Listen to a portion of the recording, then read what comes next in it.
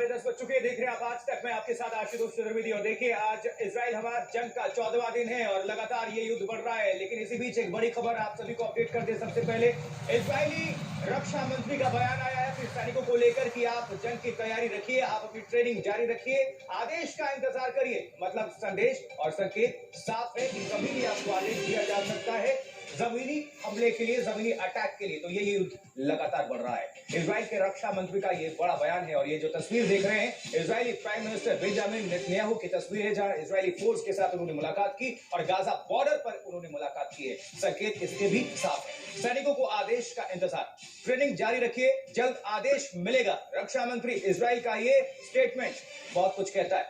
वादा है गाजा को अंदर से जरूर देखेंगे, ये संदेश है, ये संकेत है।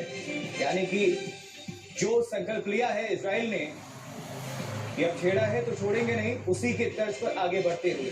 लेकिन अगर ऐसा होता है तो ये जंग काफी बढ़ेगा और आक्रामक होगा। और दुनिया इंतजार कर रही है कि शांति कैसे बहाल होगी, कब ये जंग और कैसे रुकेगा। लेकिन फिलहाल हालात देखते हुए कहा जा सकता है कि जंग रुकने का नाम तो नहीं ले रहा। अंदेशा यही है।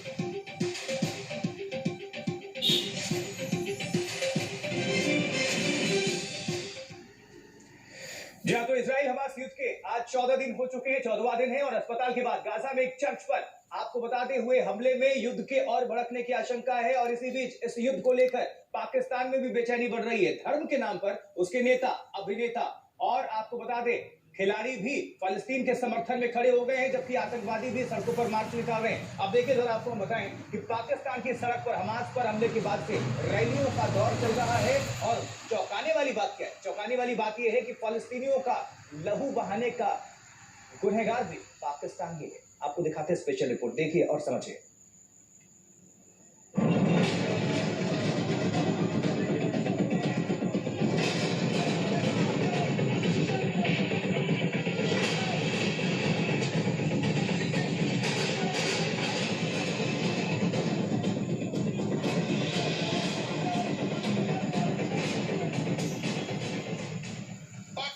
जनता फिलिस्तीन को आजाद करना चाहती है। इसराइल को कौन सपोर्ट कर रहा है? इंडिया सपोर्ट कर रहा है, तो हम इंडिया के खिलाफ है। इस वक्त जो भी इसराइल को सपोर्ट कर रहा है हमारा दुश्मन है। क्या हम इंशाल्लाह फिलिस्तीन को आजाद करेंगे? जज्बा है ना, जज्बा ईमानी है। जिसके पास ईमान का जज्बा हो ना, वो किसी से नहीं डरता इंशाल्लाह। और हमारा ये अकीदा है। पाकिस्तान के नेता इजराइल से लड़ने के लिए जाना चाहते हैं। एक मुसलमान बंदूक उठाता है, आसमान सर पे उठा लेते हो। और यहाँ इसराइल, अमेरिका ने एक साल में अफगानिस्तान पर इतनी बमबारी नहीं की जितने कि उसे एक दिन में गजा पर बमबारी की। अगर इस्लामी दुनिया के ममालिक इजाजत दे तो हमारा नौजवान वहाँ मोर्चे में आपके शाना पशाना लड़ने के लिए भी तैयार। तो पूरा पाकिस्तान इजराइल जाने का रास्ता ढूंढ रहा है। हमास के आतंकवादियों की मदद करने के लिए उसके लोग घोड़े पर सवार हो चुके हैं।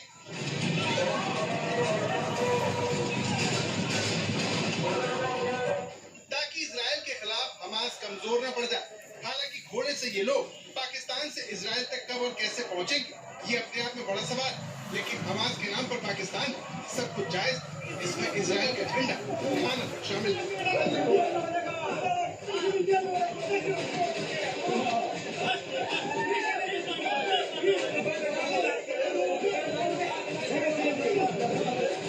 पाकिस्तान में रोटी के लाले पड़े हुए, ये तो सब जानते थे। लेकिन लोग इतने भूखे, ये तस्वीर देखकर पता चलता है।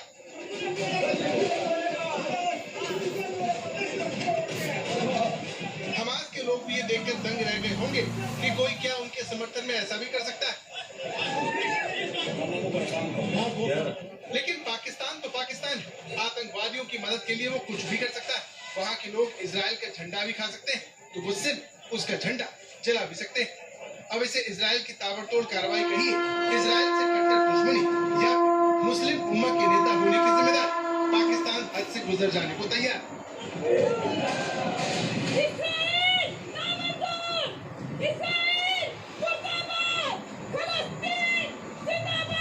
ऐसी नारेबाजी तो आपने बहुत सुनी होगी, लेकिन इजराइल को सीधी चोट पहुंचाने वाला विरोध पहले कहीं नहीं देखा होगा।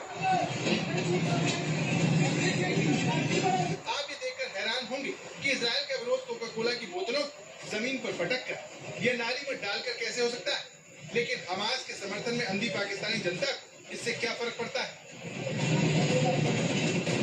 किसी ने कह दिया कि कोका कोला एक इजरायली कंपनी का ब्रांड, जो लोग अपनी गाड़ी कमाई से कोका कोला खरीद कर नाली में बहाने लगे।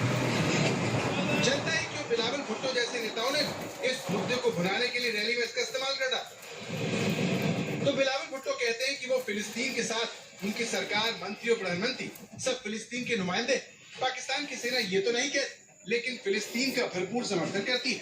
लेकिन आपको जानकर हैरानी होगी कि जिस पाकिस्तान में फिलिस्तीन के समर्थन कस्में खाई जा रही हैं, उसी पाकिस्तान और उसकी सेना हजारों फिलिस्तीनियों का खून बहाने में अहम भूमिका रही। पहली नजर में आपको इस बात पर यकीन ना हो, लेकिन ये सच है। बात 53 साल पुरानी, लेकिन आज फिलिस्तीन को लेकर पाकिस्तान के समर्थन को देखकर ये नहीं लगता, यकीन नहीं आता कि जिस पाकिस्तान में आए दिन इजराइल पर एटम बम मारने की मांग होती रहती, उसने फिलिस्तीनियों को कभी मरवाया होगा। पाकिस्तान अल्हम्दुलिल्लाह एक एटमी ताकत है। ये एटम बम दिखाने के लिए नहीं रखे गए हैं। ये एटम बम मुसलमानों और पाकिस्तान की दिफा के लिए रखा गया है।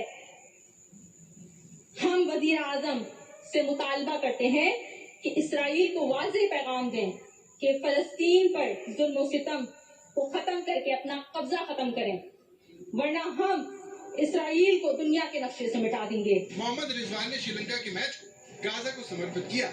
इसके बाद शादाब खान, मोहम्मद नवाज और उसामा मीर ने फिलिस्तीनियों के लिए अपना समर्थन इस तरह से दिया। आपको फिलिस्तीन की चिंता में घुलने की पाकिस्तान में हो रही इस एक्टिंग को दिखाना इसलिए जरूरी था ताकि आप पाकिस्तान की असलियत जान सकें, जिसका सबूत 53 साल पहले फिलिस्तीनियों की एक नरसंहार मिलता है। आज तक